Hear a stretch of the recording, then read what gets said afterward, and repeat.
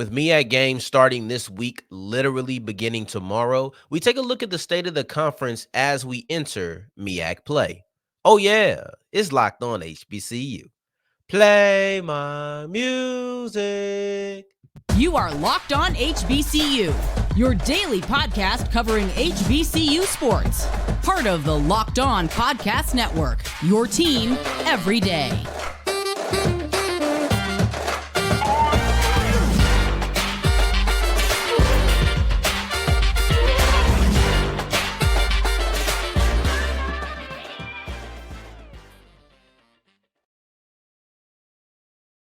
Family, welcome back to another episode of the Locked On HBCU podcast, your number one daily one-stop shop for everything HBCU athletics, Monday through Friday, part of the Locked On Podcast Network, your team every day.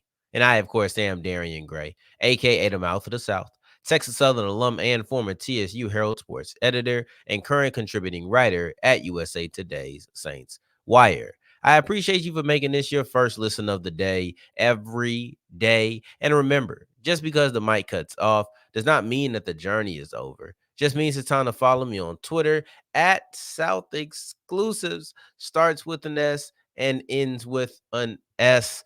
Today's episode is brought to you by Jase Medical. Empower yourself when you purchase a Jase case, providing you with a personal supply of 5 antibiotics that treat over 50 infections. Get yours today at jasemedical.com. That's JASE medical.com. And today's episode is all about the Mideastern Athletic Conference. We take a look at the state of this conference, meaning how do the preseason expectations line up with how the teams are looked at today. Before that, let's look at the the week one of MEAC play slate of games. We have 3 games. We're going to look at each one of those 3 ever so briefly, but we kick it off with a conversation around my second biggest question. And maybe my biggest question as far as just the conference as a whole, and that is the upper echelon of the MEAC 3 teams or is it 2? I think there's a clear-cut 2 for sure. The reason I label this my biggest question is because the other one I had in mind was Howard versus North Carolina Central. But A, that's one game, and B, we won't know that until November 11th. And we're about a month away from that.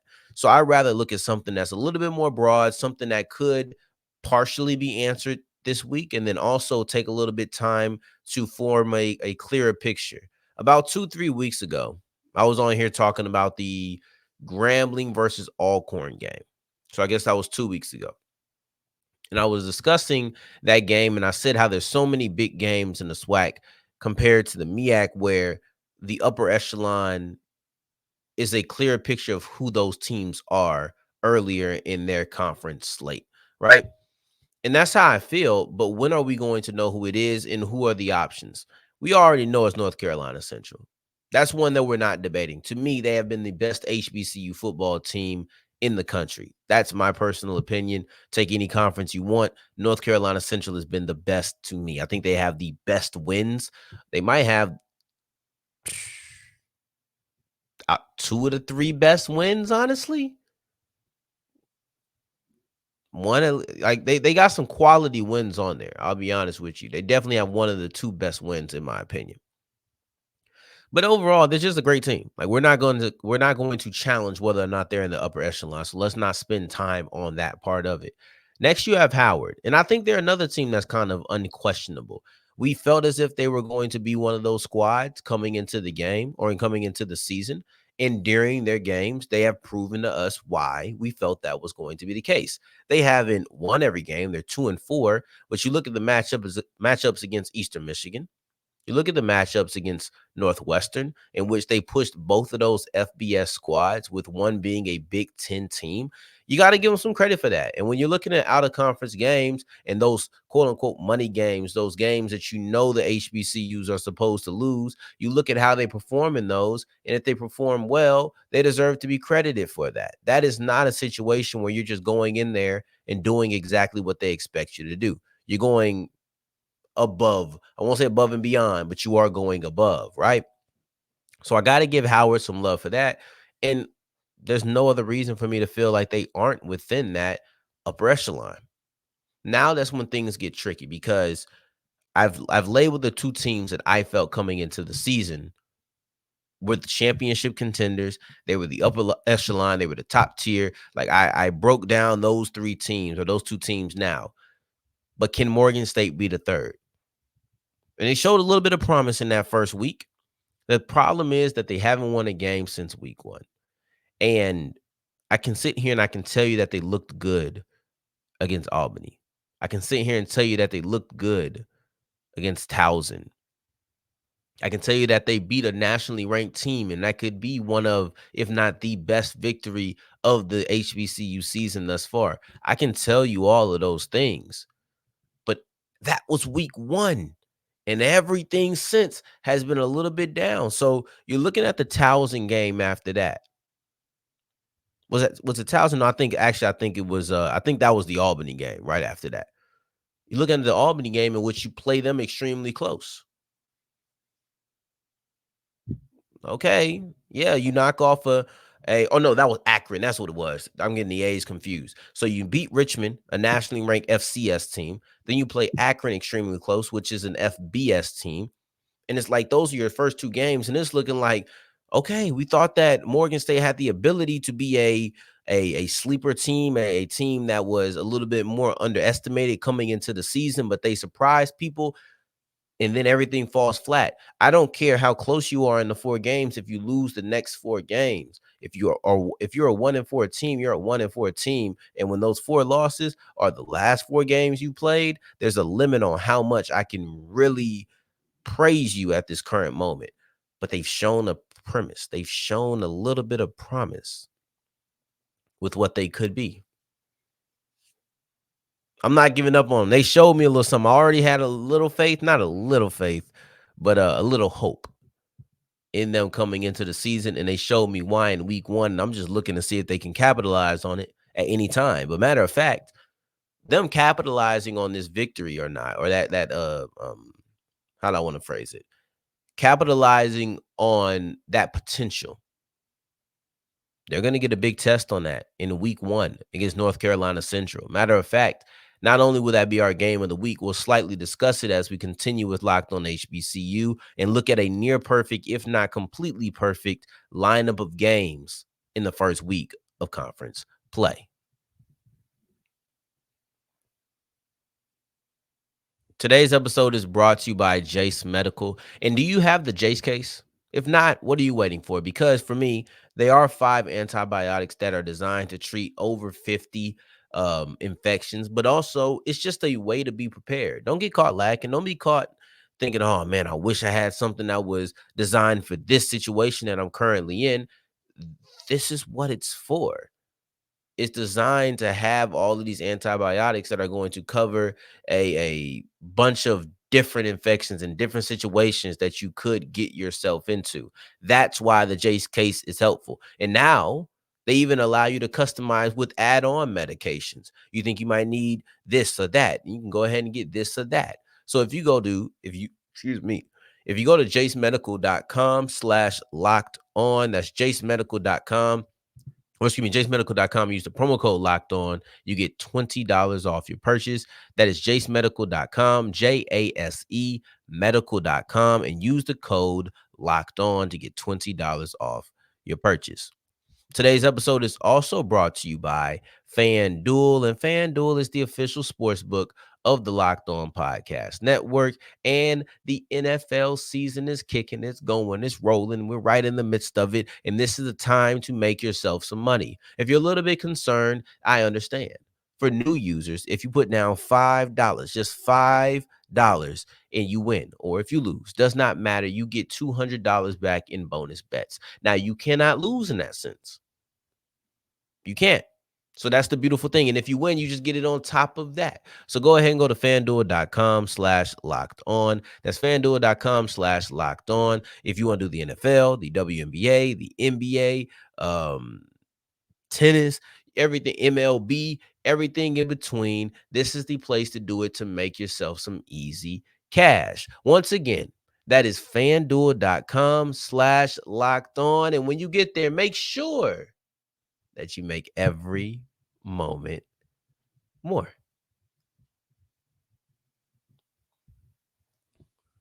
As we continue rolling on today's episode of Locked on HBCU, I appreciate you for making this your first listen of the day. Every day, remember on Friday's episode, we will have our college, or not Friday's episode, but on Friday, we'll have our college football kickoff live episode that'll be hosted here on the Locked on HBCU YouTube page live, and then also be on the podcast page and YouTube page after it's finished recording. We have a little bit something different on tomorrow. We're going to have our game of the week tomorrow. On Thursday, we will have our game of the week, and that is because the game is North Carolina Central versus Morgan State. And that game is going to be airing on Thursday. So I want to make sure that we can get our 3 matchups and all of the things in between with that. But that's kind of a perfect segue into where we currently stand in the show, right?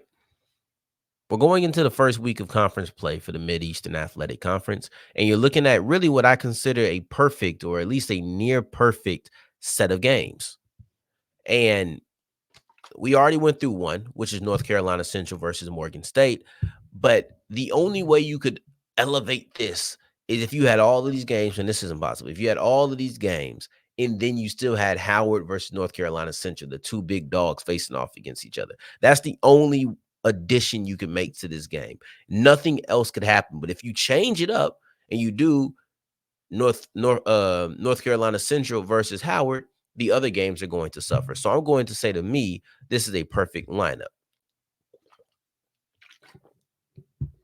So you got North Carolina Central versus Morgan State, Howard versus Norfolk State, and then Delaware State versus South Carolina State. And we'll start off with the end of them. I'll be honest with you, straight up. Outside of Delaware, outside of South Carolina, ain't nobody caring about this game. This game doesn't move me. You got the two teams with no motion, but it's important that the two teams with no motion play against each other because nothing's really going up there. When you look at Delaware State, they won one game against Virginia University of Lynchburg. That's the only game that they won all season long. Virginia University of Lynchburg has not won a game all year long. So you beat an undefeated, or excuse me, a winless team. Okay, whoop-de-doo. We're not getting excited about teams that don't have wins under their belt. We're not getting excited about that. When you look over there at South Carolina State, South Carolina State had just won back-to-back games, and then they lost to Tennessee Tech. So you might wonder why they don't have any motion, why there's no movement. They just lost the game. Well, first off, one of the teams that they beat was Virginia University of Lynchburg, which we know, no wins. The other team was the Citadel, no wins. So the only two teams that you have beaten this year have no wins. Okay, got you. Then you look at losing to Tennessee Tech, and what happens after that? After that, Buddy Pugh, the head coach, comes out and says, I know more, but the more ain't good. Ooh. When I tell you that's one of the best quotes I heard in a long time. I got a meme photo on my phone that's fighting for competition. Like, that might get in there. I'll be honest with you. But when the coach comes out and says, I know more, and the more ain't good, you ain't got nothing going for you at this current moment. Now, I don't know. Maybe Delaware State and South Carolina State, they just needed to get into conference play for them to kick it in. I don't know. But as we sit here right now, both of those teams have yet to beat another team that has a win. Thankfully for them, one of that is that's going to change for one of those teams. Now, the other two games, that Howard Norfolk State game, that North Carolina Central Morgan State game, those two are very similar to each other. They share a very similar premise, and that premise is a top dog against a team that's attempting to prove themselves. I'll keep it relatively brief with the with the Morgan State North Carolina Central game, because we're going to get into that tomorrow. But at the beginning of the show, I discussed the upper echelon. If Morgan State beats Central, they're in the upper echelon to me. Like, there's no more questions. I know that they lost 4 in a row, but part of me sits there and still remembers the Morgan State Bears that was able to knock off a nationally ranked opponent, and then were able to push a FBS opponent to the limits. It really should have won if it wasn't for what felt like kind of a fluke type ending.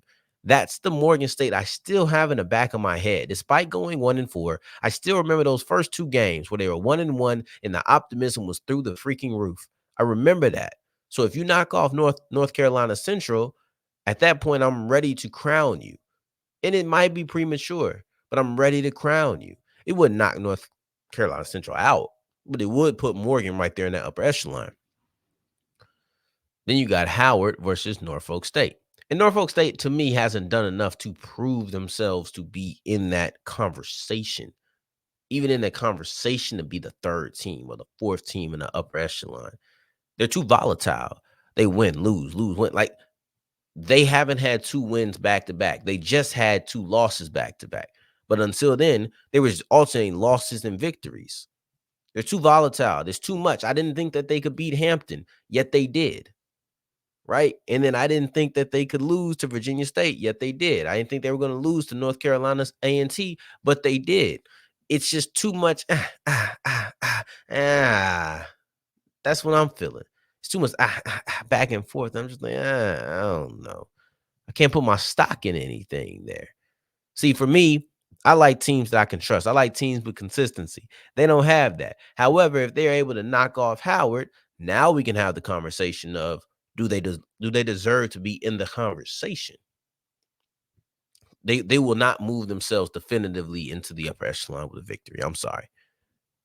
But they can move themselves to the conversation. Knocking off a top-level team does not make you a top-level team. Ask South Carolina State last year. That's not how it works. But overall, they can be in a conversation. So Norfolk State is trying to prove themselves that they can play with the big dogs. Meanwhile, Morgan State is trying to prove that they are a big dog. And both of those teams face undisputed top dogs in the conference, being Howard and North Carolina Central.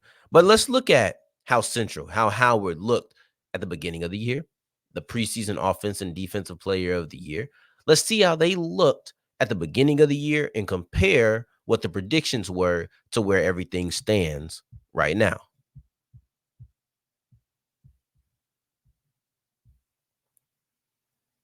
Today's episode is brought to you by eBay Motors. Go to ebaymotors.com for any of your car needs. Maybe you need something fixed. Maybe you just want to hook something up. And that's the thing. Sometimes you need a new alternator. Go to eBay Motors. They got over 120 million parts. So they're going to make sure that every part that you need for your car is there for them. All you have to do is put in your car in the My Garage section, and it's really that simple. Meanwhile, if you want to get some, maybe you want to get some lights on the inside of your car. Maybe you want to do it up that way. Maybe you want to, I don't know. Maybe you want to just make your car look better, right? It's not about utility. It's about aesthetic. They got all of that at ebaymotors.com. That is ebaymotors.com. Make sure you fix up your car. Make sure you go to eBay Motors. Make sure you put your car in the My Garage section. It's that simple at ebaymotors.com.